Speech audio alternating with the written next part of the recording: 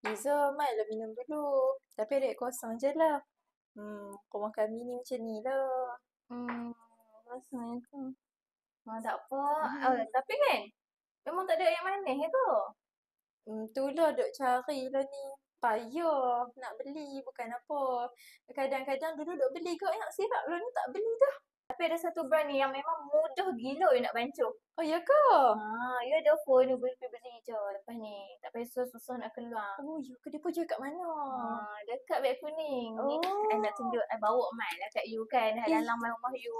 Ni buah tangan lah orang Oh cakap. ya Allah, Mango. You macam kakak je. I Kan? suka. Ya Jadi you Allah. boleh lah baca mango. Oh, Mukmin.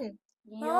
Brand Mukmin. Baru Brand tahu Mukmin. kata ada serbuk macam ni nak. Lepas ni tak ada lah masalah jemur nak bancuh yang sirap dah. Ya, ni ayat kosong pun orang mai. Ni syok lah. Tu lah orang lepas ni boleh bancuh yang mango.